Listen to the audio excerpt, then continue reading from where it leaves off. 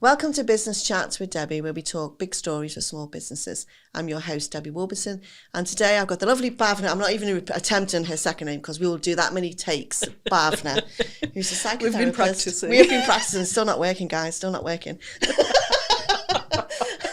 We are laughing here, but do you know what I mean? Bhavna has a really, really important job. That's why she's here today. And we've got a list, look, see, so we don't forget what she actually does, or I don't forget what she actually does. But if you look on her LinkedIn profile, I think it's brilliant because she calls herself the Mindset Ninja, which is exactly what she does. And Absolutely. she's in so many different mindsets. And do you know what I mean? I've used the COVID word so many times. And we all assume COVID is gone, and but COVID, the after effects of COVID are still lingering. Absolutely. Mental health being massive. Yes. Out of COVID, and I personally think it is a big issue, but COVID has made people talk about it a lot more. Yes. And especially, do you know what I mean? For me, men's mental health.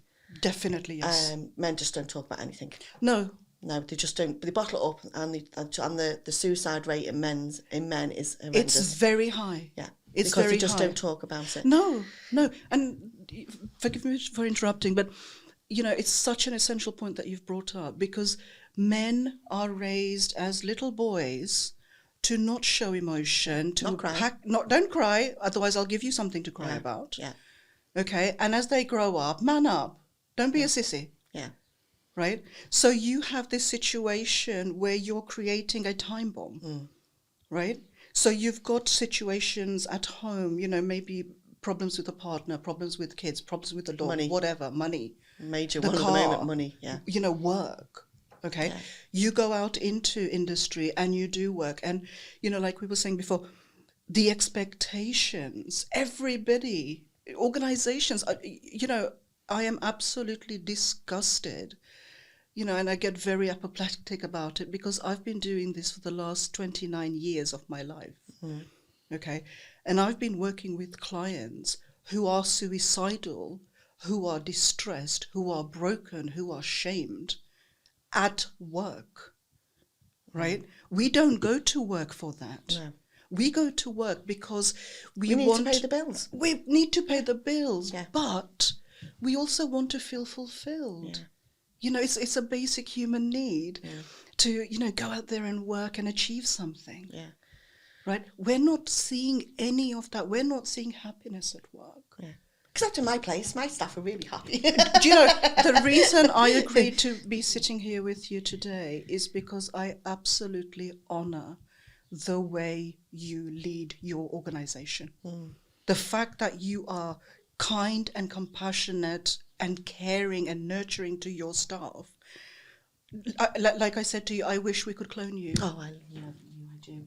No, I do. I swear. I do, because people don't realise that your staff, my team are my biggest asset. They are your business. Without them, you don't have a business. I couldn't do what I do without them. And do you know what I mean? It's not all about pay. Do you know what I mean? You've got to you spend so much of your time in work. If you're not happy in it, then, do you know what I mean? Go and find something else. Amen. My staff, yes. I'm touching wood here. They are happy. Do you know what I mean? It's and you can tell they're happy. Do you know what I mean? Otherwise, you would. But anyway, we're digressing because we're here today to talk about your critical incidents. Because you are seeing more and more of that across Cornwall, aren't you? And it's, I really do you know am. what I mean? You were filling up with tears before when we were talking about it. Do you know, but before. it's hitting home now. Because I think you do. I don't know how you do your job, because I don't. You've got to be able to switch off at some point. Yeah. Otherwise, you'd just be you'd be, do you know what I mean, overflowing with it. You couldn't function. No. So you are a very unique I applaud you, because you are a very unique person, because you can do it and you can support people, but be able to switch off. Absolutely. So we need to talk about this because it's a really important. It is absolutely essential. Yeah. It is absolutely essential. So, and, critical incidents debriefing in a nutshell is where, if there's an incident at work, let's say a suicide, for example. Or a major trauma incident. Or a major trauma. So I've worked with a lot of heavy industry in Cornwall, when I was in London. Yeah. So critical incidents is, let's say there is a death in service, some equipment fails and a person is killed, right? my job is to go in to that organization and support management, to support staff, to cope with the situation. All right. And that goes for absolutely any business in Cornwall, whether you are a two-person business or have hundreds of staff. All right.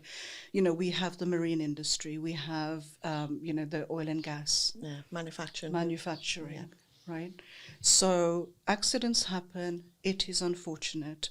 But the fact of the matter is, I shared with you earlier about 2 specific incidences where there was a suicide of an employee. And instead of getting a critical incidents debriefer like me in, and I'm based in Cornwall, so I'm able to deploy, and be at your premises within the day. I've spoken with health and safety executives who work here, whom I have huge respect for. Paul Venter, a shout out to him. I absolutely honour him. Yeah, he's a lovely man. He's amazing.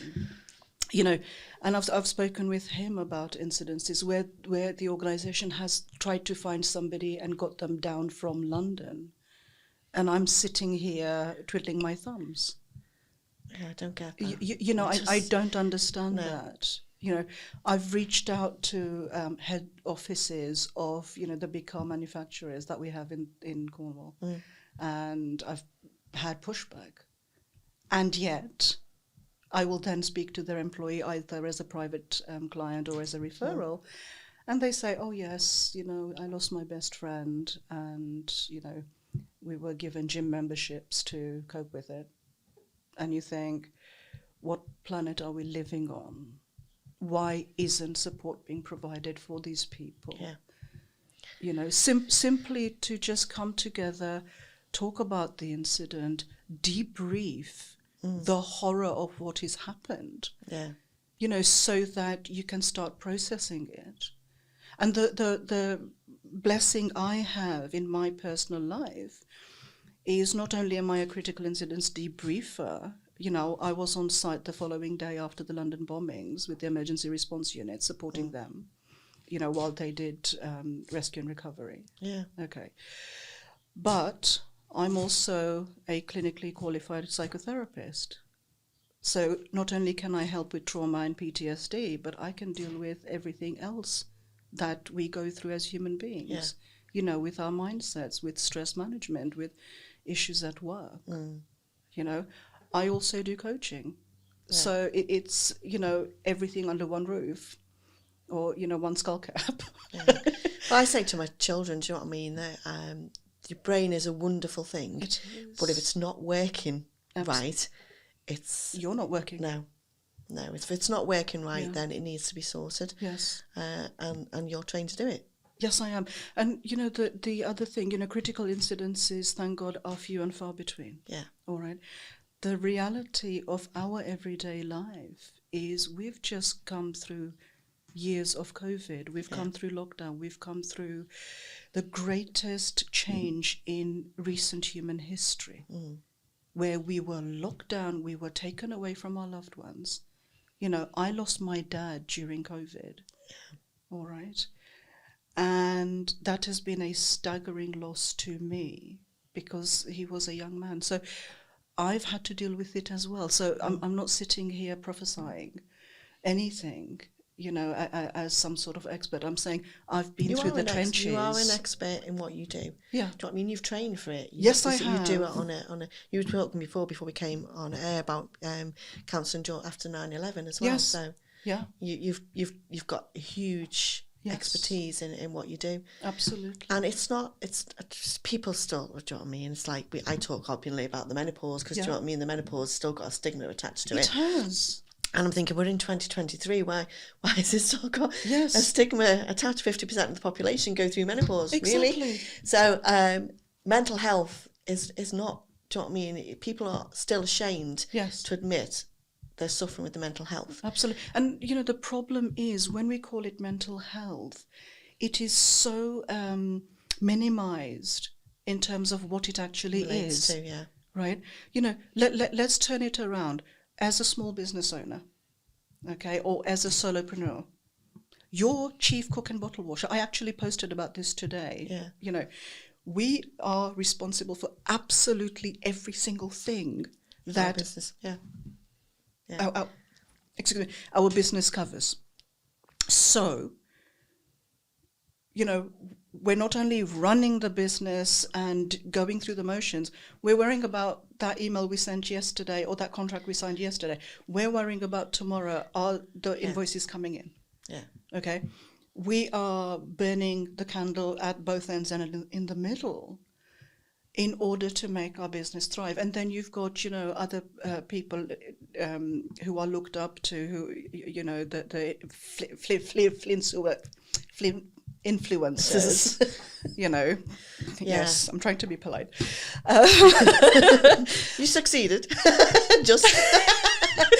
I know. Do you know what I mean? I was talking to somebody the other day, and the amount of children want to be an influencer when they leave school. Really? Yes. I'm sorry, but these people need to be shut down so that people go out and get, do you know what I mean? Yes. A real job. Yes. Do you know what I mean? And when these people who are followed by younger, impressionable people are saying, oh, yes, you know, I had a fleet of cars by this age and I had a, you know, palatial home. And I have a banana for my breakfast and that's all I eat all day. Yeah. Really? Yeah, I get up at 6 and do I meditate. It's like, please shut up and sit down. Yeah. Because that's not reality for the rest of the population. You know, we have to be realistic because young people are very disenfranchised at the moment, you know, in terms of they haven't got the leadership that we had in terms of our elders, our grandparents, our aunties and uncles who clipped us around the ear and said, oi, pack it in. Yeah. Can't do that anymore. Yes. No. You can't. Do you know what I was talking about school? We used to have the duster and everything, do you know what I mean? And flying chalk. And the piece of birch and the slipper and everything else. Yes. And there's none of that anymore. No. And do you know what I mean? My children haven't had that. No. But me as a parent have brought them up. Yes. You've taken responsibility. Yeah, you've taken it. And the amount of parents and adults who don't take responsibility. And do you know what I mean? These children at some point are going to be adults and going to have to take control of their own lives. And you're thinking, have you seen the trend of, you know, mid-adults and older adults going back to live with mummy and daddy and living off them and, you know, financially abusing them? Yeah. That is not okay. I know that we are in a very difficult financial situation globally where, you know, everything has increased horrifically, inflation is high and so on. But the reality is this is not the first time in human history this has happened. This is a regular thing. It repeats itself, doesn't it? It goes through cycles. Yeah. It repeats itself. Right. So how do we become more resilient? How do we just stop for a minute, take a deep breath, step back, and reposition ourselves, you know, look at everything objectively. We don't have to do everything in a day. You know, one of the biggest things, and again, this is why I wish we could clone you, is the fact that my husband wouldn't say that. He said, no, one's fine enough, but just one's enough, thank you. Absolutely. Is the fact that, you know, employers need to take care of their staff. They absolutely need to value their staff. And staff, my beloved fellow human beings who are staff, who are employed, you need to value your time. Okay, because if you don't, if you're doing that extra hour here and there, you know, I grew up with the saying, today's favour is tomorrow's duty. Yeah, because once you've done it, it's expected. Yes, because you've agreed to it. Yeah. You haven't written it down, but Yes. you are doing it, so that it's expected. And the problem is that once it's expected, something else will go on to it, and something before you know it, you're doing 3 or 4 or 5 hours a week that you're not getting paid for. Absolutely. So, you know, so read your contracts properly, make sure that you are taking advantage. You know, most employers have employee assistance programs that provide you with legal assistance, with employment law support and counselling. Okay, so find out who provides yours, phone them up, get yourself some sessions booked in. It's free. There's nothing to be ashamed about. Yeah. Okay. Do you know what I mean? All my staff have got health insurance with WPA, and they've got the health and wellbeing line, which you can get part of. I repeat, we need to clone you. So do you know what I mean? That there is that added. Do you know what I mean? That it's included. It's necessary, isn't it? You know, because if you're taking care of your staff, and if you know, I'm going to use the word, if you are loving your staff properly, okay, they are going to be able to manage in their outside life of work, which means they are happier bunnies when they come to work. Do you know what I mean? My staff have got, do you know what I mean? You've got the standard SSP, but they've also got additional sick pay on top of that, which I pay for so many weeks. Yeah. The amount of firms, especially down here, that don't do that. They don't do that. Do you know what I mean? So how if your staff have got, especially during COVID, have got COVID, but they can't afford to pay the bills if they're not in work, they're going to come into work. Yes. In fact, your staff, everyone. before you know it, the whole, do you know what I mean? Yeah. And it's, to me, that is not motivating your staff. It's not. Everybody's going to be ill at some time. Yeah. Okay, it's, as an employer, from my point, as an employer, it is not great if your staff are off sick. But I'd rather them be off sick and know they haven't got to worry about paying the bills. So they come into work and infect everybody. Yeah. So everybody's off sick. Exactly. So your productivity is bottomed. Completely. So I think that needs, yes, a lot of firms need to look at their sickness policies on, yes, do you know what I mean? I'm not saying pay 3 or 4 months, but have something in place. Have human decency. So that if somebody's off with the flu, yes, they know they can afford to pay the bills. And do you know what I mean? And people are always frightened of, they'll take advantage. I don't find my staff take advantage of it at all. They'll take it as and when they are really ill. Yeah, and the thing is, those who are going to take advantage, and they do exist, they will elect themselves out of a job. Yeah. Right? You know, it's not about the odd one who may take liberties and ruin it for everyone. It's about creating a safe and nurturing work culture. You know, we need a paradigm shift. Okay, and I'm going to say something very unpopular. Family-owned businesses here, you know, the old businesses that are generations old, need to get with the program, you know, and start coming into the modern world of taking care of your staff. You cannot berate them and shame them into working for you. For nothing. And expect so much, you know, while you're paying yourself dividends and, you know, hundreds of thousands. It's not okay. No.